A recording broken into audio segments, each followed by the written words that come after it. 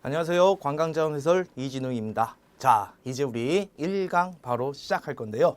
여러분들 1강 하면 이제 처음에 딱 하니까 열심히 하려고 이제 눈 부릅뜨고 있을 건데요. 그럴 필요 없습니다. 여기 이제 1장과 2장을 이제 1강에서 할 건데요. 우리 교재로 따지면 1장과 2장은요. 매번 출제는 됩니다. 하지만 대부분 상식적인 수준으로 나오고 나오는 부분이 딱 정해져 있습니다. 그래서 여러분들은 요 1강은요. 편안하게 팔짱 끼고 들으셔도 됩니다. 진짜입니다. 자, 그럼 이제 바로 시작해 보도록 하겠습니다. 자, 제일 먼저 우리 자원의 정의, 그러니까 관광 자원 중에서 자원을 먼저 우리가 의미가 무엇인지 간단하게 짚고 넘어가도록 하겠습니다. 자, 우리 자원은 그냥 여러분이 그냥 편하게 생각하시면 돼요. 이거 애울 필요 없는 겁니다. 인간이 생활하는데 경제 생활할 때도 먹고 사는데 필요한 것들, 그것들이 뭐가 됩니까? 바로 자원이 되지요. 그래서 우리가 자원하면 제일 먼저 떠올리는 게 뭐 여러 가지 석탄, 그 다음에 철광석, 석유, 뭐 이런 것들이 다 뭡니까? 우리가 일반적으로 생각하는 자원이 되겠죠. 하지만 이런 것들은 특징이 다 어떻습니까? 눈에 보이는 것, 유형의 자원이라는 것입니다. 자, 근데 여러분이 하나 정도 유의할 점은요. 어떤 거? 무형의 자원도 있다는 거, 노동력, 이런 것들은 뭡니까? 기술이라던가 노동력은 눈에 보이지 않는 것이죠. 무형의 자원도 포함된다는 거, 그 정도만 유념해 두시면 되겠습니다. 당연히 관광 자원도 유형의 관광 자원이 있겠고 무형의 관광 자원도 있겠지요. 그 정도 여러분이 해두시면은 여기 파트는 쉽게 넘어갈 수 있을 겁니다. 자, 그래서 이제 자원의 정의 맞고요. 이제 자원의 속성 들어가도록 하겠습니다.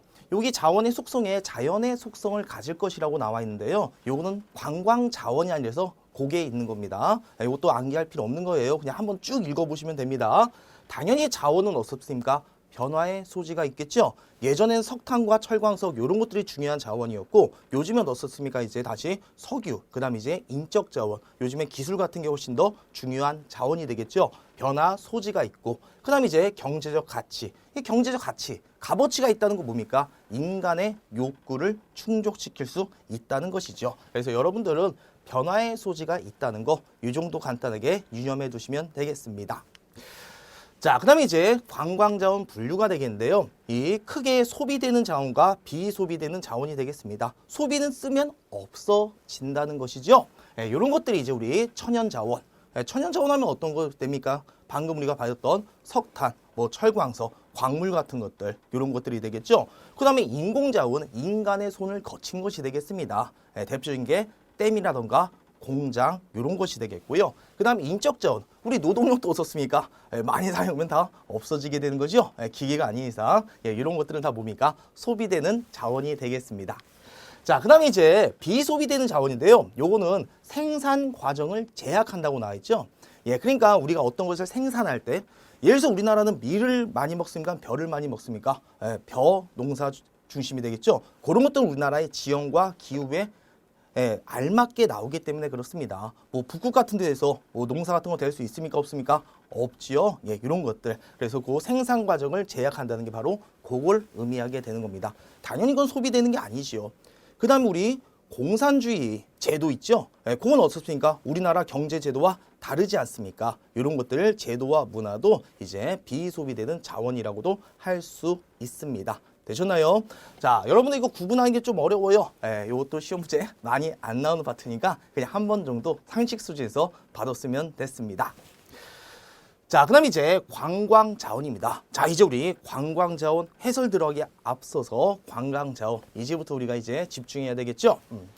자, 관광자원은 주체가 누가 됩니까? 바로 관광객이 되겠죠? 관광객이 바로 관광의 주체가 됐고, 자, 그럼 대상은 뭐가 됩니까? 그것이 바로 관광자원이 되는 거죠. 대상이 되는 거. 요게 바로 관광자원. 그래서 이 주체와 객체가 이제 서로 보고 맞고 이 상호작용하게 되고 그 다음 이걸 또 이제 관광사업 매체가 이제 뭔가 원활하게 도와주게 되는 것이죠. 요 세 가지가 이제 뭡니까? 이제 상호적으로 유기적으로 상호작용한다는 거 그 정도. 그러니까 여러분들은 주체와 객체 요 정도만 간단하게 봐두시면 되겠고요. 그 다음에 이제 관광의 어원은요, 이 동양에서 주나라, 옛날에 은나라 다음에 주란 나라가 있었습니다. 기원전 11세기 정도가 되는데요. 거기 책에 이렇게 나와 있습니다. 어떤 나라를 시찰, 시찰한다는 의미거든요. 시찰은 뭡니까? 그 나라의 풍속이나 제도들을 한번 쭉 돌아본다는 거, 그 어원의 뜻이 되겠습니다. 이것도 우리 뭐 크게 어려울 거 없죠? 자, 그 다음 이제 관광자원 정의 기준이 되겠습니다. 여러분들 관광자원은요, 우선 범위 설정 기준이 있어야 됩니다. 이제 우리가 관광자원이요, 엄청나게 많다고 우리가 배웠죠. 당연히 그 기준에 따라 그 분류 방법이 또 뭡니까? 나눠지게 되는 것이에요. 그래서 범위 설정에 따라 엄청나게 다양한 자원이 있다는 거, 요건 이따가 바로 배울 겁니다. 자, 그 다음에 다른 자원들은 구별된 특성이 된다. 그게 바로 어떻습니까? 매력성과 유인성. 이 매력성이라는 건 여러분들 단어 아시겠죠? 그 다음 유인성이라는 건 뭡니까? 사람, 관광객을 끌어당길 수 있는 요인, 그런 걸 뭡니까? 유인성이라고 합니다. 자, 우리나라 제주도는 어떠한 특징이 있습니까? 되게 자연 경관이 아름답지요. 그게 바로 제주도의 매력성과 유인성. 또 우리 다른 나라, 우리나라 어떤 지역보다는 열대기후가 나고 야자수 같은 나무 있죠? 그런 것들이 뭡니까? 제주도에서만 나기 때문에 그러한 특별성, 이런 것들이 다 바로 유인성 요인이 되겠습니다. 자, 그 다음에 이 관광이랑 가치 기준 거의 똑같은 의미가 되겠죠. 이런 것들이 다 뭡니까? 이 매력성과 욕구 때문에 이 한번 가보고 싶다 동기와 욕구가 일어나게 되는 것입니다. 자, 이것도 여러분들 암기할 필요 없는 겁니다. 한 번 정도 읽어봐 주시면 되겠고요. 관광자원의 특징입니다. 범위는 어떻다고 배웠습니까? 매우 다양하다 우리가 배웠었죠. 그 다음에 유인성과 매력성도 말씀드렸고요. 그 다음에 여러분들 이 관광자원은 시대에 따라 계속 변할까요? 고정되어 있을까요? 당연히 관광자원은 이 변화 가능성이 있다는 겁니다. 가치의 변화에 따라서 계속 변화되게 됩니다. 예를 들어서 1960년대와 70년대는요. 서울 도시 있죠. 요 자체가 엄청나게 관광자로서 매력이 있었습니다. 도시 같은 거. 그래서 저희 어머니 아버지 세대 때는요. 어디 해외여행을 가더라도요. 뭐 이렇게 자연경관을 보러 가는 게 아니라 뭐 홍콩 같은데 빌딩 같은 거 우람한 높은 빌딩 막 이런 거 보러 많이 갔었거든요. 또는 쇼핑하러. 그런데 이제는 어떻습니까? 요즘에는 이런 도시보다는 이제 한적하고 이제 근교 지역이라던가 아름다운 자연경관 이렇게 바뀌게 되는 거죠. 왜? 산업화가 점차 많이 진행되다 보니까 이에 따라 이 시대에 따라 뭡니까? 이 관광전의 가치의 변화는 계속 변화된다는 거 여러분이 이 정도 유념해 두시면 되겠습니다. 대부분 뭐 다음 중 관광전의 특징으로 올바르지 않는 것. 그래서 뭐 범위는 한정돼 있다. 또는 가치는 계속 뭐한다? 고정돼 있다. 이런 것들만 여러분이 잘 제껴주시면 될 겁니다. 자, 오늘 이 관광자원은 그 자체도 관광자원이 될 수 있지만 인간의 손을 거쳐서 거기에 숙박시설이라던가 요것이 국립공원 지정되고 보호되고 그렇기 때문에 또 뭡니까? 이 개발 요구성이 있고 이 개발한다는 건 무분별하게 개발한다는 뜻이 아닙니다. 이 관광객을 유도함과 동시에 많은 시설, 좋은 편의 시설들을 갖다 놓은과 동시에 그 자원을 또 뭡니까? 보존, 개발해야 되는 거. 여러분의 역할도 여기에 있다는 거 알아두시면 될 겁니다. 자, 그래서 우리 자원의 특징 이렇게 간단하게 읽어봤습니다. 자, 그 다음에 관광자원 가치의 결정적인 접근성, 매력성 뭐 이런 것이 있는데요. 이 접근성이란 건 뭔지 아시겠죠? 빨리 우리가 갈 수 있는 곳 그런 것을 접근성이라고 합니다. 이 접근성 하면은 거리만 여러분이 생각할 거예요. 거리 뭐 이렇게 멀리 있다. 예를 들어서 우리 유럽 여행은 자주 안 가죠. 해외여행 갈 때 제일 먼저 많이 가는 곳이 동남아시아와 일본 가까운 곳에 먼저 가지 않습니까? 그게 접근성인데 요즘에는 거리만 따라서 접근성이 결정될까요? 아니죠. 비용, 이 비용 같은 거 있죠. 심리적 마음 이런 것도 뭡니까? 접근성에 이제 포함한다는 거 아시겠죠? 자, 그다음에 이제 매력성이 되겠습니다. 매력성. 그다음에 이제 이미지, 관광시설, 그다음 하부 구조 이런 게 있는데 여러분들 이 매력성은 우리 아까 지금 말했으니까 넘어가도 되겠고 이미지 있죠? 예를 들어서 일본 하면 어떠한 이미지가 있습니까? 일본 하면 떠오르는 거예요. 뭐 온천 그런 거 떠올리죠. 그다음에 이제 되게 조용하고 깨끗한 나라 이런 것이 떠오르겠고 우리 중국 하면 어떠한 이미지가 떠오릅니까? 엄청나게 광활하고 사람들 많고 이런 것들. 그다음에 유럽 하면 문화 선진국이라는 이미지가 있지 않습니까? 이런 것들이 우리 관광객들의 커다란 동행 역할을 한다는 거 그 정도만 간단하게 보시면 될 거고요. 자, 그다음에 이제 관광 시설 있죠. 이 관광 시설은 숙박 시설이라든가 휴게소라든가 레저 시설 이런 것들을 의미하게 되고 그다음에 하부 구조라는 거 좀 여러분이 이 하부 구조하면 관광 시설과 헷갈리가 좀 쉬울 건데요. 편하게 생각하시면 돼요. 사회 기반 시설, 경제 활동의 기초가 되는 거.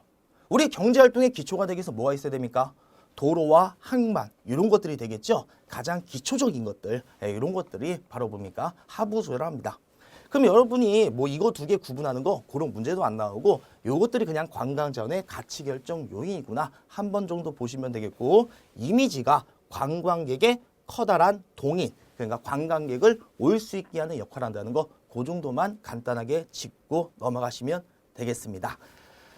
자, 이제 관광자원 분류가 되겠습니다. 지금까지 계속 제가 PPT만 넘기면서 우리 읽기만 했었죠. 재미없었죠. 근데 한 번 정도는 언급해야 되기 때문에 한번 말씀드린 거고요. 이제 여러분이 집중할 부분, 여기 관광자원의 분류가 되겠습니다. 자, 따라오세요.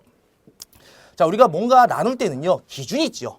어떤 기준에 따라 나눠지는지 그걸 유념해 봐야 됩니다. 우선 존재 형태에 따라 나누게 됩니다. 존재 형태라는 건 눈에 보이냐 안 보이냐 그게 되겠습니다. 다른 말로는요, 눈에 보인다. 가시, 이게 뭔지 알겠죠? 보시자가 되겠죠? 눈에 보이냐 안 보이냐에 따라 나눠집니다. 눈에 보이면 무슨 자원이라 할까요? 유형 관광 자원. 눈에 보이지 않으면 뭐라고 할까요? 당연히 없을 물, 형태가 없다. 무형 관광자원 이렇게 나눠지게 됩니다. 커다랗게 이렇게 나눠진다는 걸 알 수 있겠죠?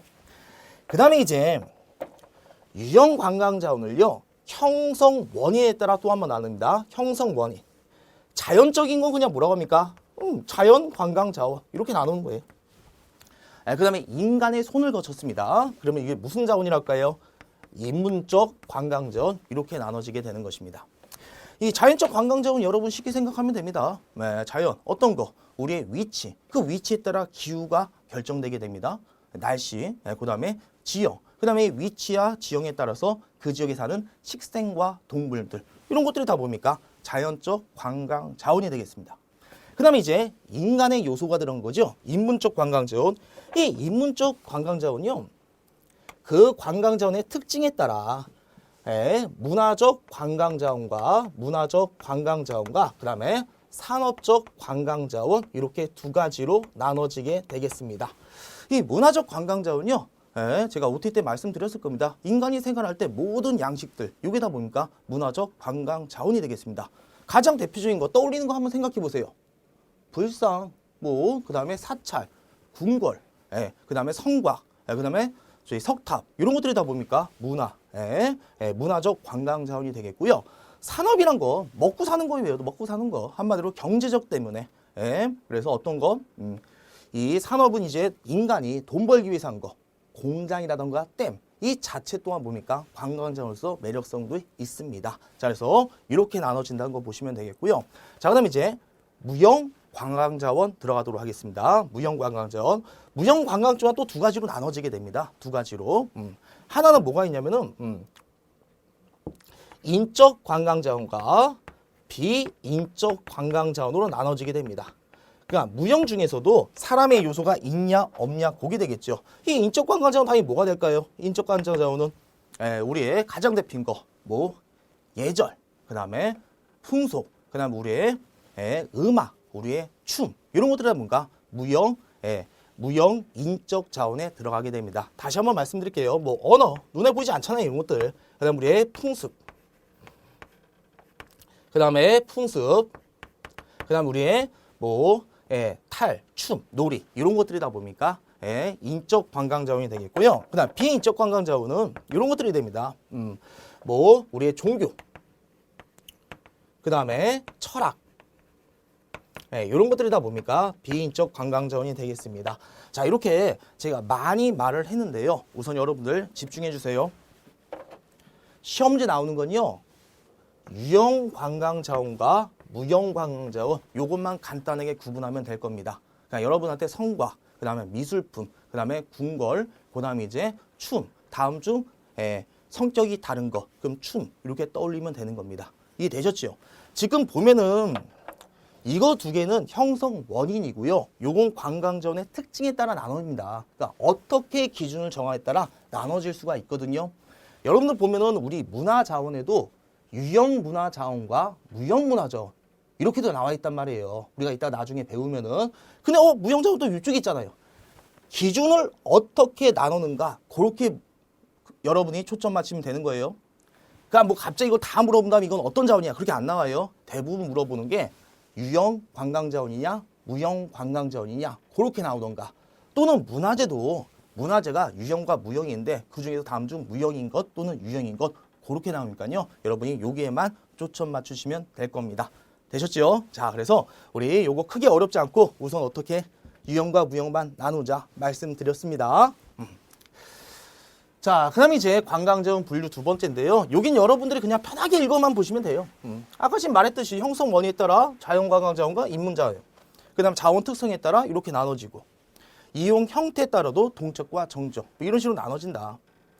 그 밖에 분류법을 우리 교재에 많은 내용이 나와 있습니다. 이것도 여러분들이 그냥 간단하게 제목 정도만 짚고 넘어가면 되실 겁니다. 뭐 행동 패턴에 따라 관광의 행동 단계, 시장의 특성, 가시성, 미국 외 레크레이션 평가 여러 가지가 있는데 그냥 이렇게 나누구나 아주 간단하게만 여러분이 보시면 되겠고요. 이 중에서 제가 하나만 언급해 드릴게요.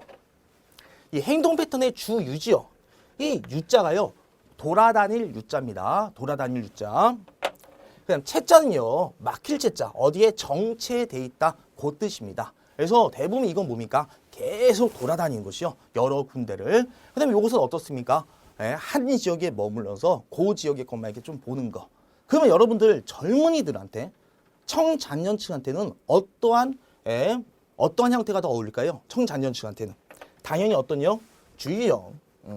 그 다음에 한 곳에 좀 머무르는 거예요. 이거는 나이 많은 어르신들이 있죠. 그 부분은 체정이 어울린다. 이 정도만 제가 언급해 드리도록 하겠습니다.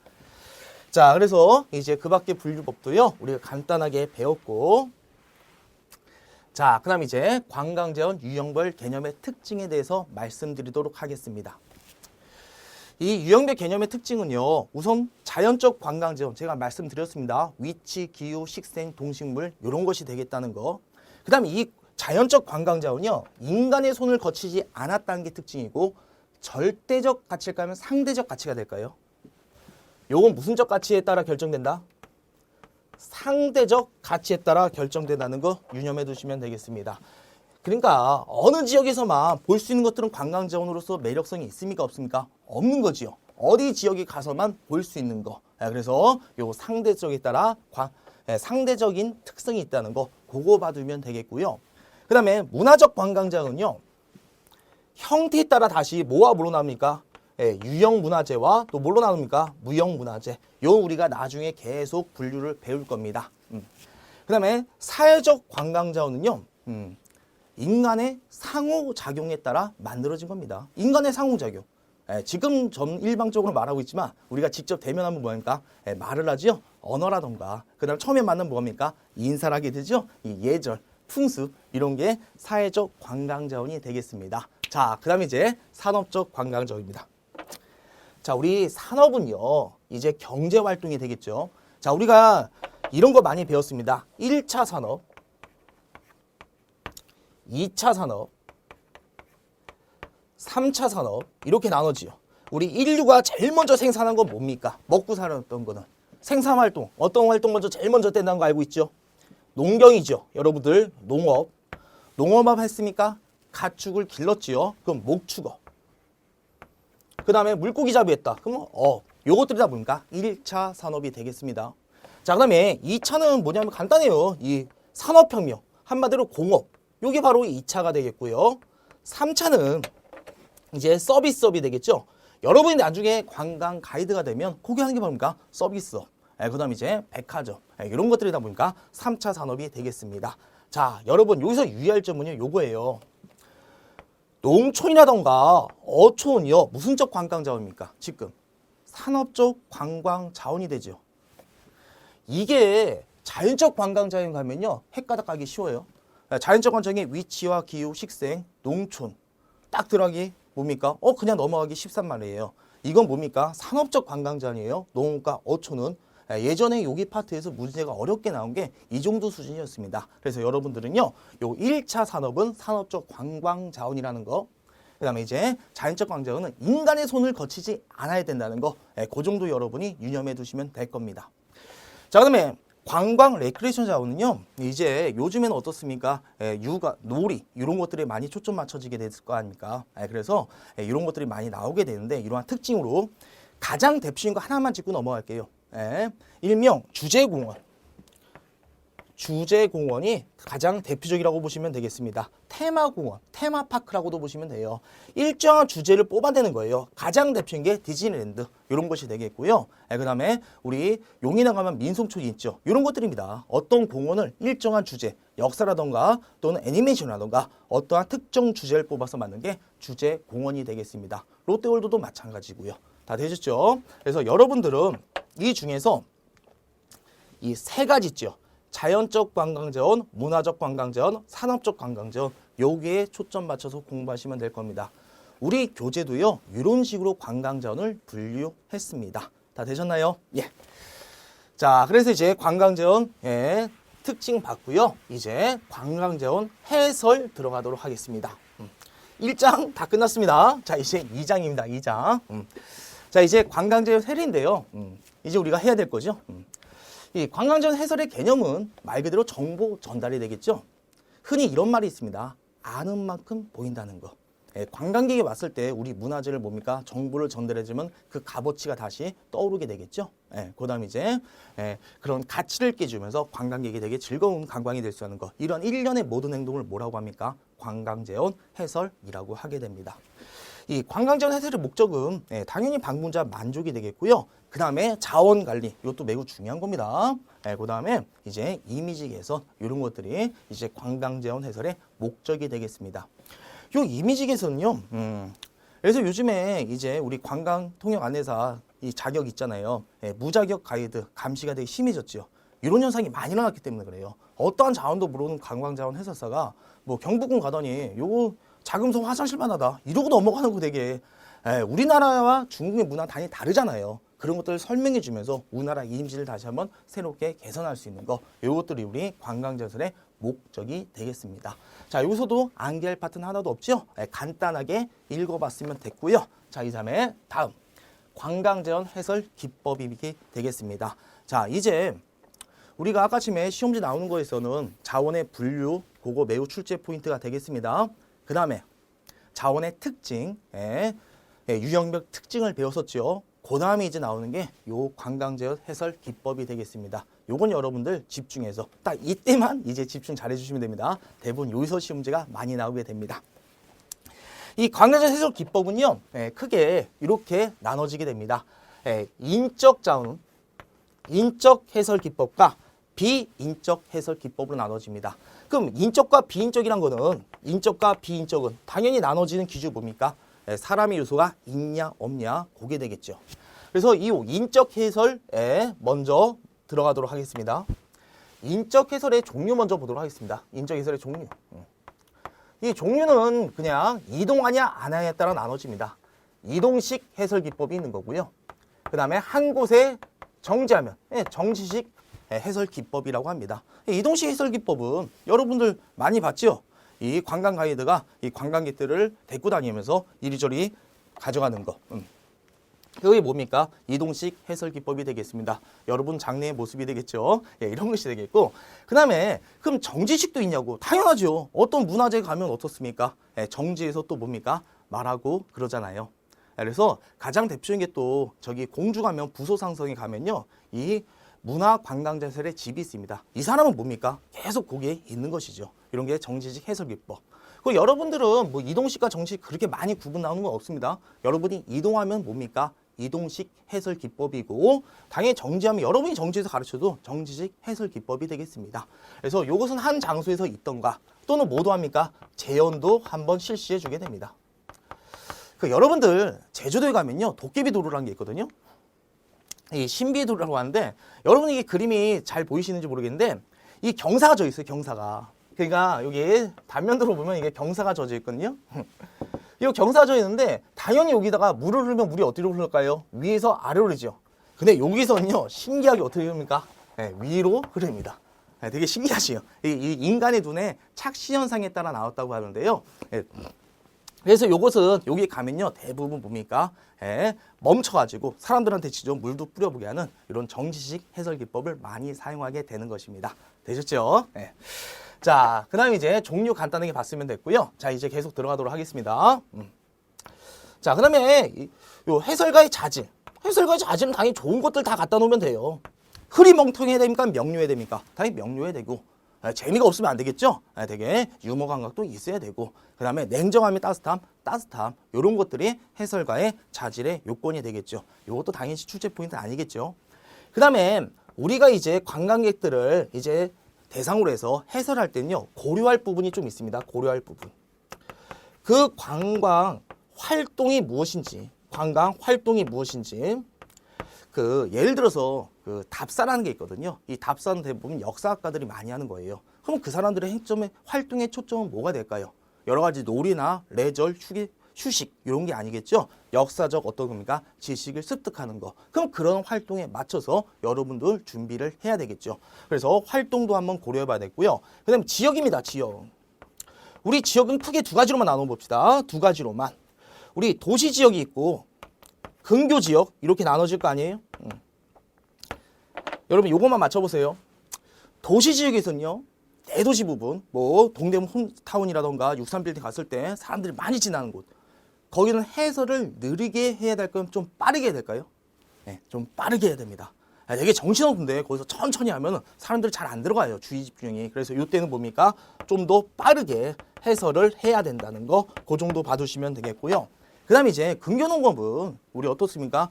이제 도시 외곽에 나가서 한적한 지역이 되겠죠. 거기선 대부분 뭐 해설도 천천히 해도 되고, 그 다음에 해설 거의 안 하는 게 좋죠. 편안한 휴식을 취하게 하는 거, 그 정도만 유념해 두시면 될 겁니다. 자, 그래서 지역도 우리가 한번 고려해야 되고요. 그 다음에 대상도 우리가 좀 고려해 봐야 됩니다. 대상. 당연히 대상은 어떻습니까? 남자와 여자 구분할 수 있어야 되겠죠. 그 여자들이 제일 좋아하는 건 뭡니까? 쇼핑이죠. 근데 남자들 막 관광객들 대상으로 해서 막 쇼핑하면은 돌 맞을 거예요. 남자들이 쇼핑하면 전쟁터에 나갔을 때 그때의 스트레스를 받는다고 해요. 어떤 심리학자가 말한 거예요. 자, 그래서 남자 여자 대상 해야 되겠고, 그 다음에 내국인지, 그 다음에 외국인지도 우리가 구분해야 되겠고, 우리 내국인의 경복궁 관람시켜주면 그닥 좋아하지 않죠. 예. 그 다음에 당연히 나이도 고려해야 되겠죠. 어린아이들한테는 대부분 체험이라던가 많은 활동을 주는 거, 그 다음에 청자녀층도 당연히 마찬가지가 되겠고, 그 다음에 이제 장년층 이상은 대부분 어떻습니까? 한 곳에서 휴식 위주로. 이렇게 우리가 고려할 때, 해설할 때는요, 고려할 부분이 이런 것들이 있다 봐두시면 되겠습니다. 다 되셨잖아요? 자, 그 다음에 이제 이 고려 대상에 대해서 배웠고요. 이제 네 번째 보도록 하겠습니다. 네 번째. 이 네 번째는요, 해설 기법입니다. 인적 해설자에서 이제 기법. 어떤 해설 기법을 사용할 것이냐, 그 기법이 되겠는데요. 이 기법은 가장 많이 사오는 게 뭡니까? 우리 이야기하는 거죠. 그걸 뭐라고 합니까? 담화식 해설 기법이라고 합니다. 가장 많이 사용하는 것이죠. 담화식 해설 기법. 그렇게 보시면 되겠고, 그 다음에 이동하면서 하면은 동행식 해설 기법이라고 하는 거예요. 그러니까 뭐 이거 여러분들이 막 그게 구분 안 해도 됩니다. 얘기하는 걸 본다. 담화라고 한다. 그 다음에 같이 이동하면서 이야기를 주고받으면서 그런 것을 동행식 해설 기법. 사람들은 한 35명 정도까지만 되겠죠. 그래서 동행식 해설 기법이라고 하고요. 그 다음에 이제 우리 재현 해설 기법도 있거든요. 재현은 말 그대로 대부분 이 역사적인 곳 갔을 때, 뭐 예를 들어서 암사동 신석기 유적지 가서 신석기들이 뭐 도자기를 이렇게 만들었다 재현한다던가, 또는 민속촌 가서 이제 뭐 곤장도 한번 만져본다던가, 또는 고율 수령처럼 한번 말해본다던가, 그 역사적 사실을 재현하는 걸 재현 기법이라고 하게 됩니다. 되셨죠? 자, 그래서 이 해설 기법은 이런 것들이 있다 간단히 봐주시면 되겠고요. 자, 그다음 이제 비인적 해설 기법에 대해서 들어가도록 하겠습니다. 그 인적 해설 기법은요, 인적 관광자원 해설보다는 이제 여러분들 시험제 많이 나오는 거는 비인적 해설 기법입니다. 여기서부터 여러분이 좀 집중해서 봐두시면 되겠습니다. 이 비인적 해설 기법은 크게 두 가지로 나눠집니다. 하나가 길잡이식. 길잡이식 해설 기법이라고 합니다. 이건 영어로 하는 게 훨씬 더 의미가 잘 갈 겁니다. 셀프 가이딩이라고 합니다. 그러니까 스스로 가는 거예요. 자원 해설사가 있다 없다? 없는 것이에요. 요거는 그냥 편하게 여러분이 이해하면요, 표지판 그렇게 봐두시면 될 겁니다. 되셨죠? 우리 어떤 관광자원 가면은 자 이게 표시돼 있잖아요. 표지판이 있잖아요. 이것은 무슨 성곽이고 언제 만들어졌고 누가 했고 이러한 일화가 있다 이렇게 적혀 있는 거. 요걸 바로 보니까 길라잡이식 해설 기법이라고 합니다. 되셨나요? 이 길라잡이식 해설 기법은 이 제가 계속 강조하는 게 이 다음에 길라잡이식 해설 기법이 있고 매체를 이용하는 매체 이용 해설 기법이 있습니다.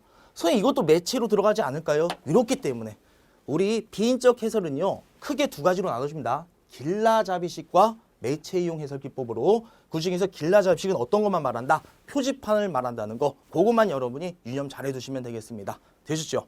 그리고 이 길라잡이식 해설 기법의 장점은 어떠한 장점이 있을까요? 장점 되게 신속하게 빠르게 보고 갈 수가 있겠죠. 그 다음에 이 표지판 유지하는데도 비용도 어떻습니까? 저렴하다는 거.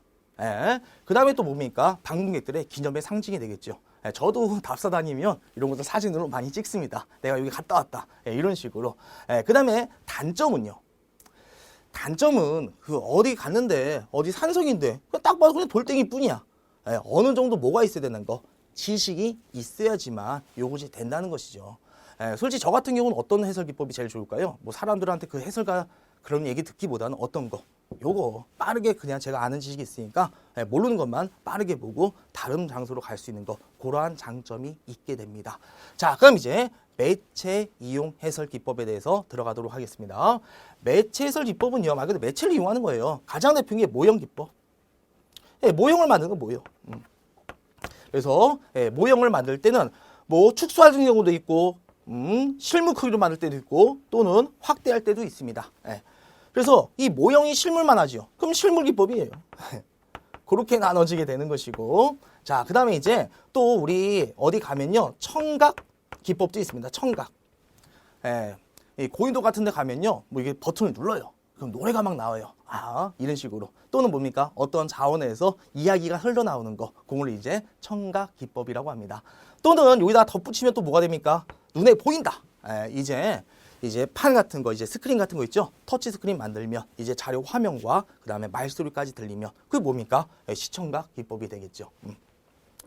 그 다음 이제 요 시청각 기법과 요것들을 결합해요. 결합합니다. 그러면 이거는 이제 뭐가 됩니까?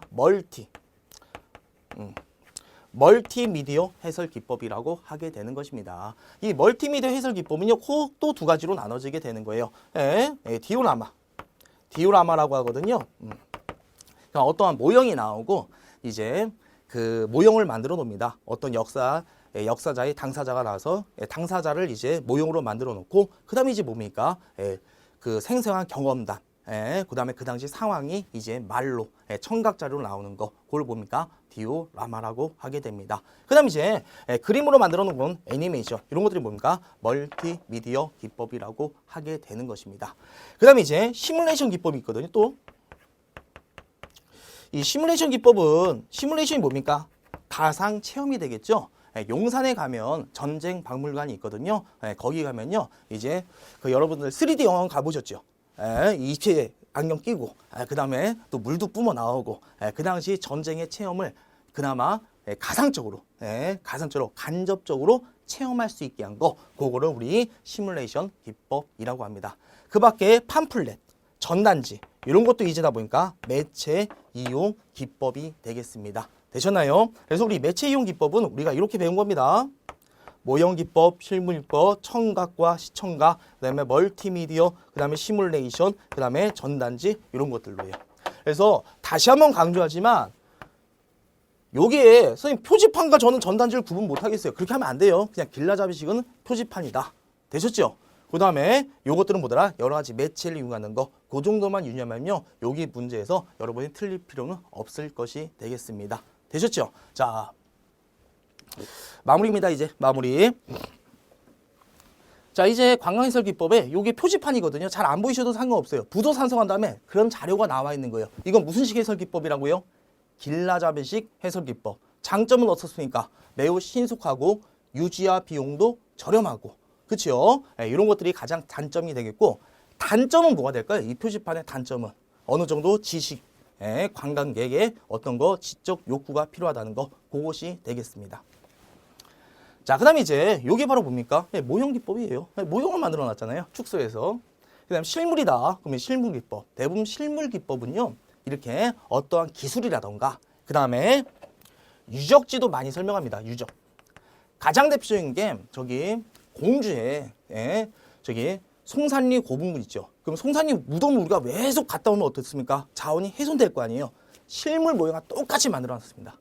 무료왕릉 있죠. 여러분들 무료왕릉 여러분 사진 보는 것도요. 그게 실제가 아니라 대부분입니까? 그거를 그 당시 그대로 재현한 거. 실물 기법에 의한 사진들이란 거 보시면 될 겁니다. 되셨죠? 자, 그 다음에 이제 요게 바로 뭡니까? 멀티미디어 기법의 디오라마가 되겠습니다.